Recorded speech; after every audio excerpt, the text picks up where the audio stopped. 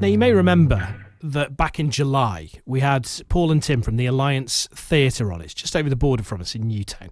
And they were talking about their Shakespeare online lockdown community play. Well, they're about something else for you that you might want to get involved in. An online panto. Paul Martin and Tim Parks. Join me now. Good evening, gentlemen. How are you? Hi, Mark. Good evening, good evening. It's very lovely to talk to you again. Good. Right. Talk me through the idea then. Right, well, the idea is we want to try and raise awareness of the crisis that facing theatres right now by dealing with a problem that everyone's got. There's no pantos this year.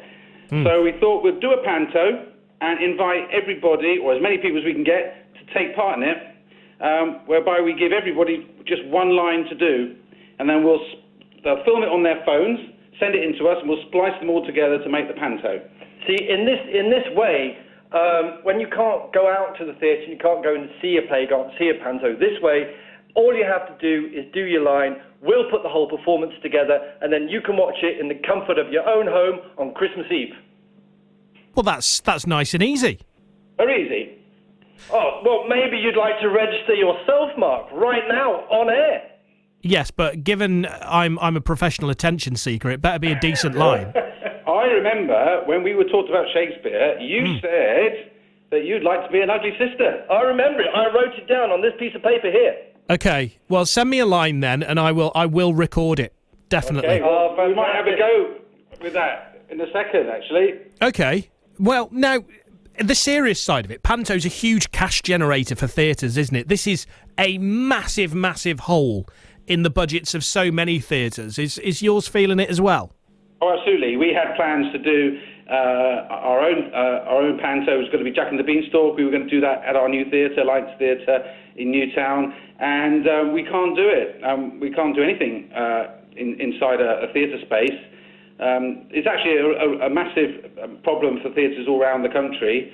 There's a big theatre in Shrewsbury every year, a panto in Shrewsbury every year, and that can't be done. There's attempts to do some pantos. There's a massive one being done at the Palladium in London, but that's just for people who can get there. But yes, you're absolutely right. It's an absolute crisis. And in all fairness, those who are going to be sort of enabled to perform at the Palladium potentially aren't those in greatest need.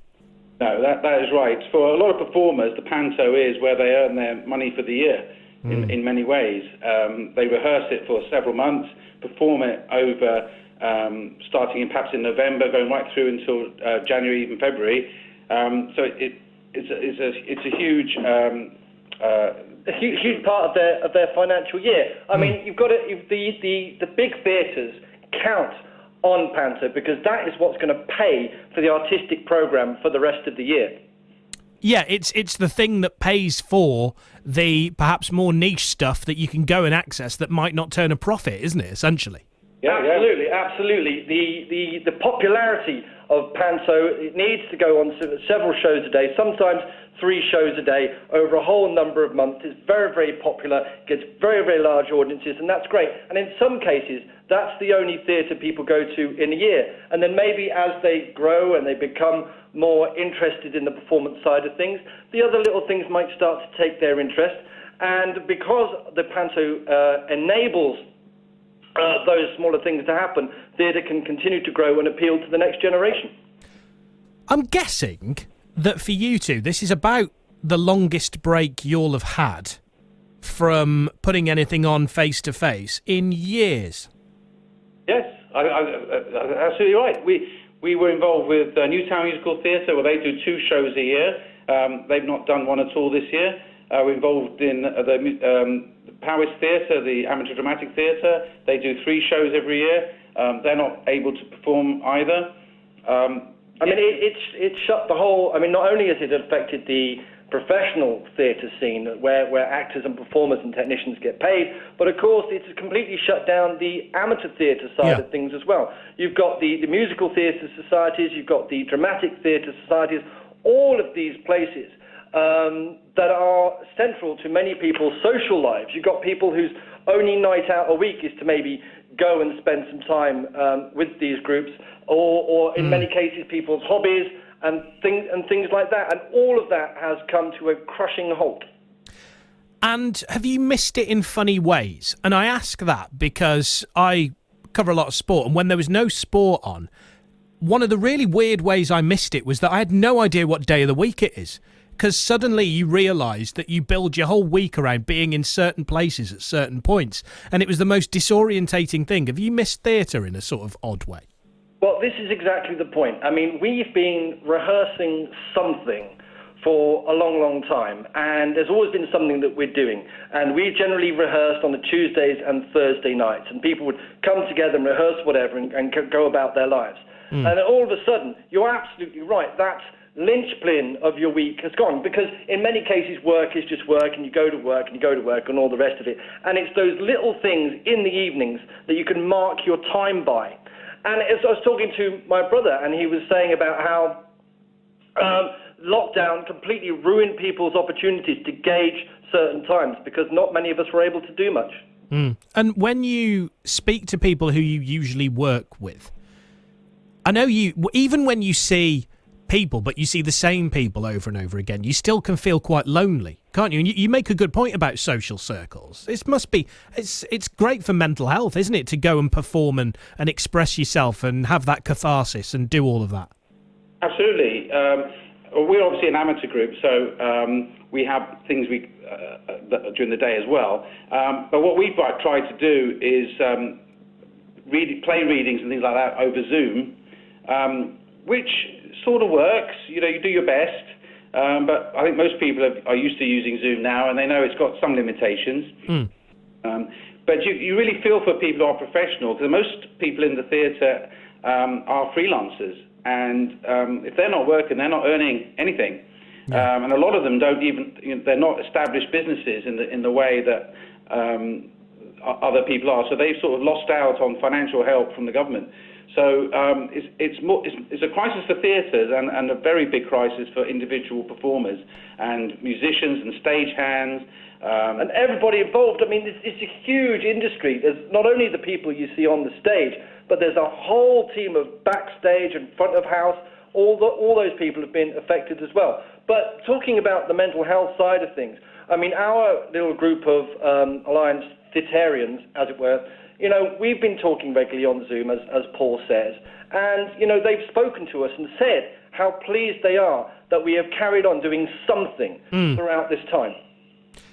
It must be weird being on the border as well, because you're coping with two different types of lockdown or not, or restrictions or not, as the case may be. So any chance that you've had to do anything beyond Zoom will have been, I guess, rendered practically impossible by that. Absolutely. I mean, it's one rule here, one rule there. Some of our people in our company live over the border, some of them don't. Some of them are allowed out, some of them aren't. I mean, fortunately, we have had the whole Zoom thing, but all of us are missing that face-to-face interaction and wanting to rehearse something properly again. So obviously you've got all of your group. How many people do you need to make this panto work? Oh, well, now, there's the thing, you see. Because of the way it's structured, the more people we have involved, the better it's going to be. Because if you only have 10 people, then, each person's going to get a whole bunch of lines. And nobody wants to learn a whole bunch of lines. You want to have fun with it. So the more people we have, the fewer lines you'll get. So our idea is to raise more than, it'd be great to get 500 people. If we got 500 people wanting to be a part of it, everybody could have a line and everybody could see themselves being part of this greater thing. But I know what you're going to ask. What you're going to ask is, but there's only 6 characters. If there's only 6 characters, how's that going to work? Well, you see, each person is going to get a character, but we're going to have more than one Cinderella, more than one buttons the pumpkin, more than one person playing the mouse, you see, and each one will be different. Each one will have their own costume, and that's what's going to make it fun. That's what's going to make it unique. So this is going to be video as well? Well, they video. So the idea is once you register, we will send you the line, and you've got to rehearse it, put together some sort of costume, and then you film yourself delivering your line on your mobile phone, and then you just send the little video into us, basically, and we just link them all together. there must be part of you that's terrified about what some of the costumes will look like, some of the videos that are going to drop into your email folder. But now you see, it's that same part that's excited as well. Because as we found out with the Shakespeare project, we had no idea what we were going to get. We had a whole range of stuff. It's still available to view on our YouTube channel. And they are all so different, and that's what it made it so fantastic. It's the fact that they were all so different that we thought maybe this could work with something bigger. And just because 20 people have got the part of Cinderella, every single one of those Cinderellas is going to be different because none of them know what the other Cinderellas are going to do.